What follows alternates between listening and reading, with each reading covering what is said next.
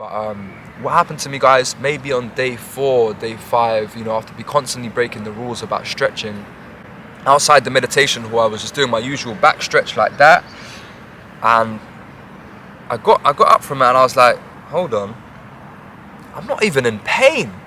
And I was like, oh my days, I was just mechanically doing this because that's what I'm programmed. Any chance I can get to stretch. And a part of me even thought I was cool by stretching, if I'm honest. I thought, wow, look at me, I'm so flexible, I'm stretching, why isn't everyone else stretching? There was a bit of ego involved, if I'm honest, in hindsight. But I realized that I was stretching everywhere because I'm in damn pain. Oh my days, the 30 years of existence, all this pain I've been harboring my whole life. And I thought I was a genius. I'm so detached from emotions. Oh, I have this skill where I'm not attached. Oh, I don't need family. I don't need anyone. I've lived this life. I can bypass everything. I don't know. Blah, blah, blah. Listen. We cannot sweep events, circumstances, trauma under the rug, guys. Our body stores and holds on to all of these things. And guess what? It manifests in our body as in aches and pains and illnesses. And guys, I'm going to share with you something very personal and something that really is probably no secret if you've watched some of my videos, especially the story of me, where I'm going full force and I'm in anger and I'm in rage. I've been grinding my teeth since I was a child. All the time I'm tense. This is a lot of suppression, a lot of repression, a lot of anger. I'm like this, and I'm grinding my teeth. So many years I've been grinding my teeth. I got this thing called TMJ, and I didn't realize how much of a thing it was until I saw certain of my videos. And I'm like trying to be low key with this jaw movement that I'm doing, which is like this. It's just like a little click, something to do with the joint here. TMJ, TMD, I haven't looked too much into it. It's just another thing that I've got going on. And so this whole area is very tense. Again, all of that, my neck pain as well. My neck is constantly in pain. And on top of that, I've got something, what is called tics. So if you don't know what tics are, these are like involuntary movements where like, I would feel these sensations in my body and I would like give into them. Like, for example, my nose, I would scratch my nose or go like that. Some people, they blink. A blink is a tic. Sometimes I feel it in my knuckles and I want to just click my knuckle. Or if I go past the wall, I may like just like hit it or just like feel some sort of sensation somewhere. Or like, just these kind of, and it's like the vibration of it's not good, but I just kind of give in to these things, these tics, and they're like kind of like anxious kind of movements and like nervousness and just not being relaxed. And trying to meditate when you've got these kind of things is very difficult, guys. And these are just a manifestation of me not dealing with stuff and repressing and holding on to stuff. My body is crying and signaling to me that something is wrong. Please pay attention to me. And I looked on the internet for how to heal tics, how to heal teeth grinding, how to heal these things, and there's nothing. I think I even went to a doctor one time. My dentist was well aware of my teeth grinding, and guess what? They only offer a night guard. And I said, look, it's not the night time that I'm grinding my teeth. I'm grinding my teeth right now. Even in peaceful times, I grind my teeth. Oh my days, guys. I had to share that with you. I had to get that one out. Oh man, as I was going in, sorry guys, I realized that the battery was running low. This is not a good sign. I do have my battery pack here. Luckily, this Sony's EV1 camera, you can charge it while it's recording. I'm hoping that the battery doesn't die out on me because I'm going in, I'm really expressing this stuff. So hopefully I'll be able to continue this video and get to the core of what's going on. Really crouched down, this is no good for the back, but I'm just trying to get the message out. So yeah, I've been looking on the internet, I've been trying to find ways of how to heal myself, and there's no help anywhere on how to do these things. Guess what? The dentists just want to give me a mouth guard, but that's not dealing with the core issue of what's really going on. Again, society only wants to deal with the symptom, not the root. and I was trying to get to the root of these things. And you know what, guys, if I'm honest, I just accepted that this was the way life was. I fucking grind my teeth, I got this jaw pain, I've got these tics, and there's nothing I can do about it, man. So I tried as much every day. That's why I do all these practices. That's why I go so hard on meditation. That's why I do all of these things, because guys, I just want to be free, man. I just want to be free from pain. So I'm constantly seeking, I'm constantly searching on the path to heal myself. I just want to be free. So guys, wow, man, that was really passionate. I've got so much Leo energy, man. I'm such a showman. Even though that was from the heart, you know, I've got this lovely, expressive, creative energy. So I've got all this pain, and I just accepted that this was the way it was. And yeah, basically, I realized that upon stretching that my back pain had left. My back pain had left. And I was suddenly able to be in the meditation hall, sitting up straight, without the back pain, without the leg pain, and everything from my neck down. There was no tics, there was no weird movements going on. From the neck down, I was all right. But because my awareness was so refined now, I was grinding my teeth, and I thought grinding my teeth was just because I was angry and I was repressing myself and not expressing myself. Well, guess what? Even in Vipassana, in meditation, I was still grinding my teeth. So this is something really deep within, something that I wasn't paying attention to, that was just like this response to something, and it was kept going on even in moments of calmness, guys. So these are what's known as Sankharas. So I'll get to Sankharas hopefully if the battery don't die out. And basically, if we just observe these moments, these movements and sensations, and we don't react to them, then actually these old Sankharas, which is what they are, they leave, and old ones come to the surface and can be eradicated if we just keep observing and we remain equanimous to them and we stop reacting. So basically, from the neck down, everything was kosher, everything was nice, everything was blessed. And yeah, because my awareness now was so refined, I felt how harsh the vibration of the grinding of the teeth was, and I was like, oh my days, I've been doing this my whole life. This is horrible. This is like self-harm. It was like an earthquake. You know the vibration of an earthquake? That's what I felt within my jaw and my whole being, because I could finally, I saw it as it was. I saw. Okay guys, amateur move. The camera died, the battery died. But luckily I've got my phone and it's a decent camera. I was going in so much, I'm going to try and pick up where I left off. I'm really going in on this video, guys, from the heart. It's just such a magical experience what happened to me. I'm going to try and pick up where I left off. Basically, I was expressing about the pain that I've been going through with the teeth, with the jaw, with the neck, with the tics.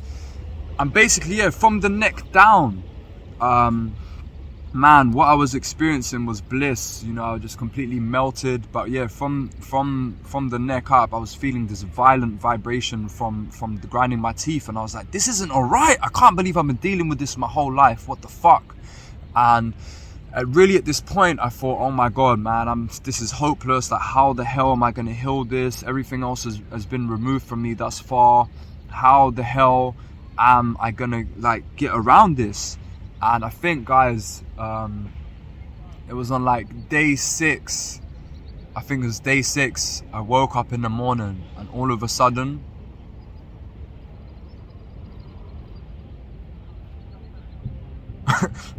shock horror, if you didn't understand what I meant by that, my jaw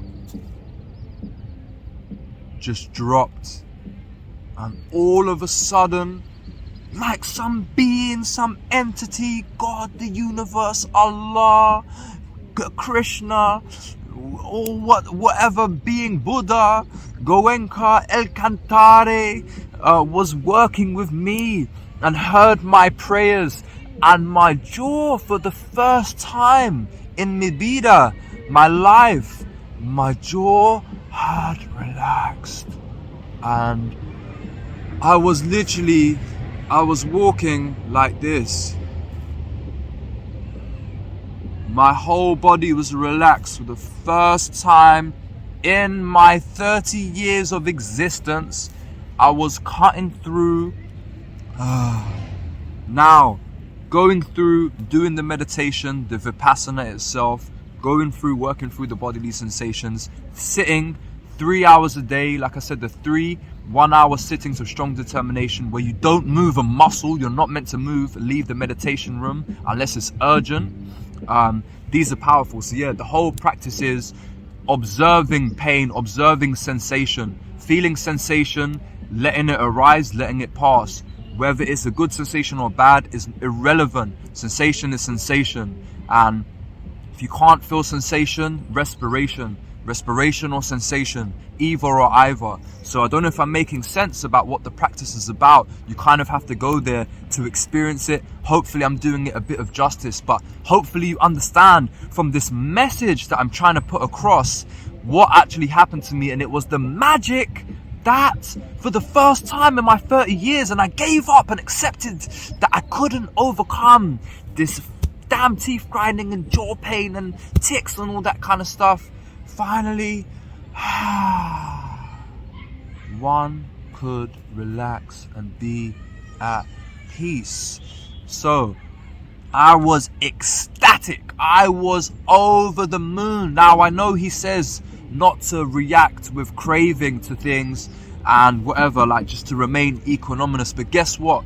When I left, especially after hearing the hour discourse every evening, and all his words that he was saying was like ding ding ding ding ding ding ding ding ding, my heart was like, oh my god, this is good information. This is what I've been looking for. This is what I've been looking for. And guess what? As I was walking outside, I was doing cartwheels. Not metaphorically, I was physically doing cartwheels. I was so ecstatic. I was like, oh my days, when I get out of here, I'm gonna spread the word about Vipassana. I'm gonna help all the Tics community out there, because there's no help out there on the internet. There is that guy, one guy, Daz, shout out Daz, the Tic Mastery. But even still, there's no solid thing out there, and it's generally just paying attention to the body, man. Everything, we can heal ourselves, not through ayahuasca,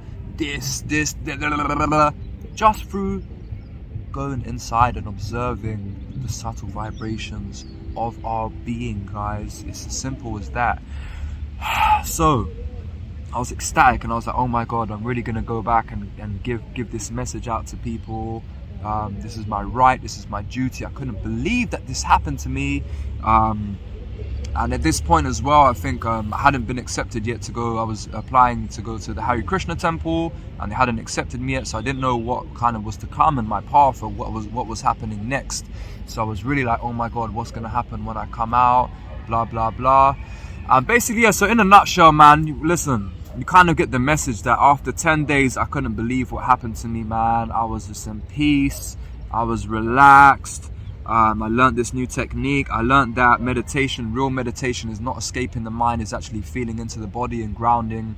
And yeah, man, feeling sensations in every moment. And you know, part of the Vipassana teaching is not just the technique itself, is actually to apply it in day-to-day life. It's basically when something arises, because there are going to be things that trigger us, a sensation arises in us, and generally that's what we react to. So it could be heat, it could be fire, we could be pissed off and there's fire, so we want to do a certain thing, we'll react a certain way.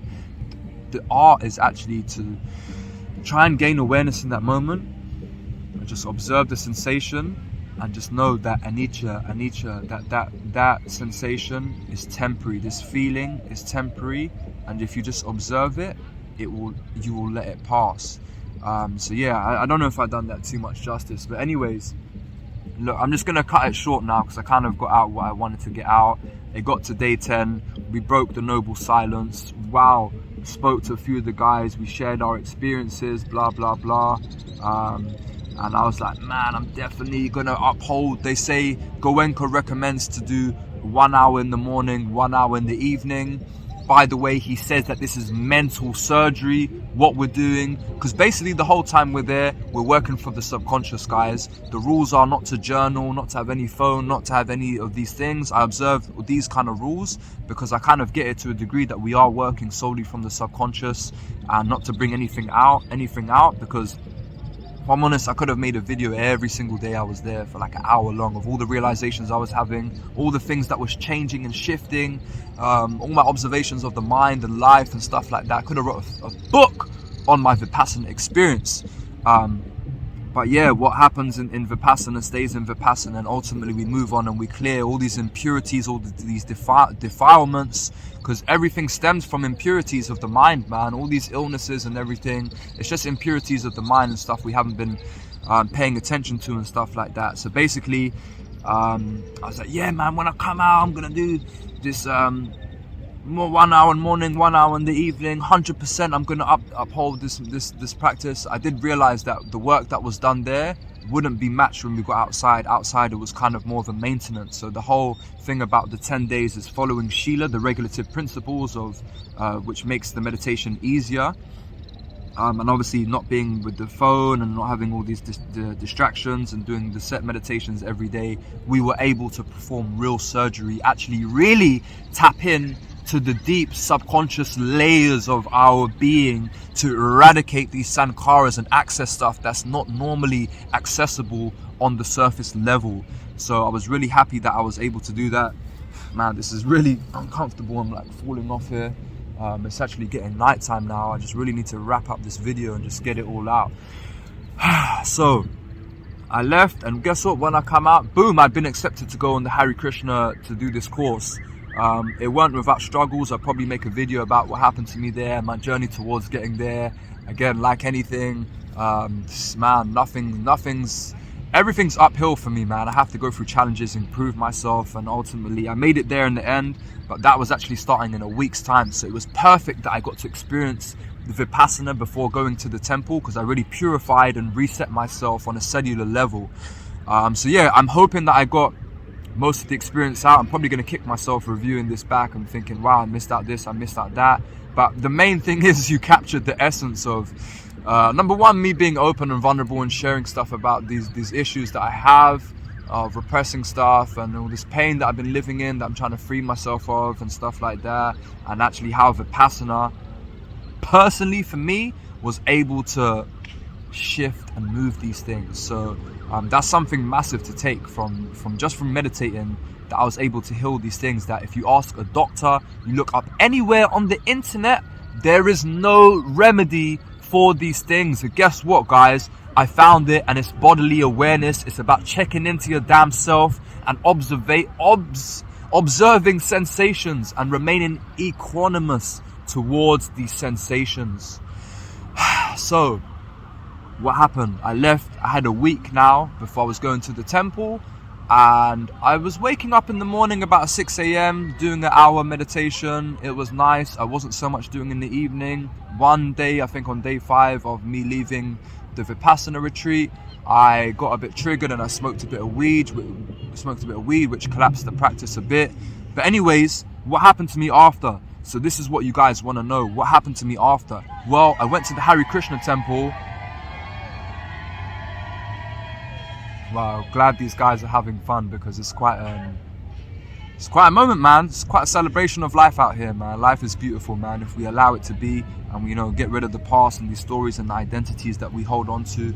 But basically, I went to the Hare Krishna temple to do this residential course as a monk. Yes, guys, you see the shika, you see, things have changed now. I'm stepping it up, I'm changing. I'm being taken here and there and journeying here and there. And I was sure that I was going to uphold Vipassana. I was sure I was going to uphold it. But just as you have to observe all of the rules of Vipassana to get the full benefit, I understood that I had to surrender to the process of the Hare Krishnas, and I did not do any Vipassana from the day I got in there. Hare Krishna, Krishna Krishna, Hare Hare, Hare Rama, Rama Rama, Hare Hare. Hare Krishna, Krishna Krishna, Hare Hare, Hare Rama, Rama Rama, Hare Hare. Hare Krishna, Krishna Krishna, Hare Hare, Hare Rama, Rama Rama, Hare Hare. So if you don't know the Hare Krishnas, that's the Maha mantra, the great mantra. It means 3 simple words. That's one of those is the mantra, and with the chanting beads, you do that 108 times, and you do 16 of them 108 times a day minimum. So that's the kind of meditation I was doing, which, yes, is not introspective stillness meditation, which, sorry guys, I've been doing for like 4 years of sitting there and just like listening in, not observing the breath or the body.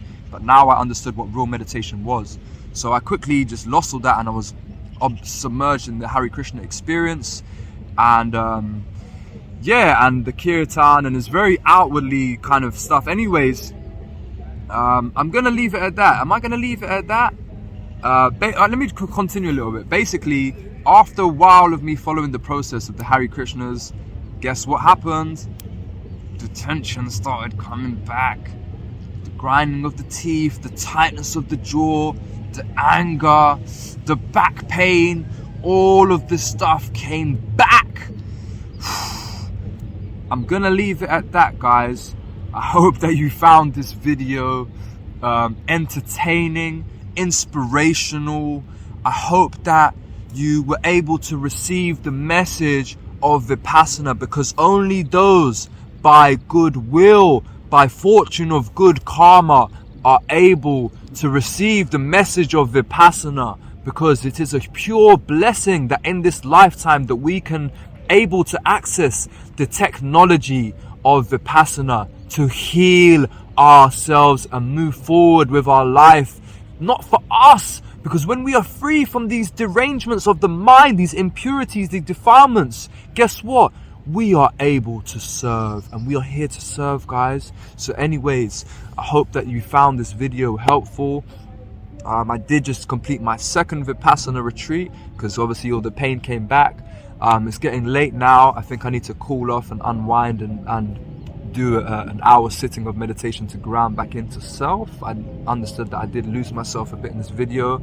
I hope that didn't put you off the practice of Vipassana. I just had to get really passionate and really creative about how serious this stuff is, this life-changing stuff that happened to me during this Vipassana retreat. But yeah, man, I hope you have a good time. If you are a new viewer, be sure to check out my other videos, and even go back and check the story of me, man. I've lived a crazy life, man. Hence why all this suffering that I've been going through and all this tension and stuff. Anicca, anicca, anicca. Everything is impermeable. Everything is constantly shifting and changing. I hope you have a wonderful time. If you haven't subscribed, then if you feel the need to and support me, then subscribe. I promise from my heart to share. It's my duty. I have this skill of talking, of communication, of expression, to share life experiences of my journey on the path. So guys, thank you for listening. Thank you for taking your time out. If you honestly watch this to the end, then I really shared like a really intimate part of myself with you guys. So I love you for watching this. And yeah, man, my journey is to be documented. And ultimately, I'm doing all these things so I can help humanity, man. I seriously care about humanity. I seriously care about the conscious collective. I'm here to do the work, guys. So all of this stuff that I've gone through, this pain, this life, this trauma, I went through it so I can come out hopefully on the other side. I've got the skill of teaching, of healing, and I promise to put this stuff to use so I can give it back to you guys. So, Hare Krishna. Peace and prosperity and wellness to all of you guys, and wholeness. And I will see you soon. Peace.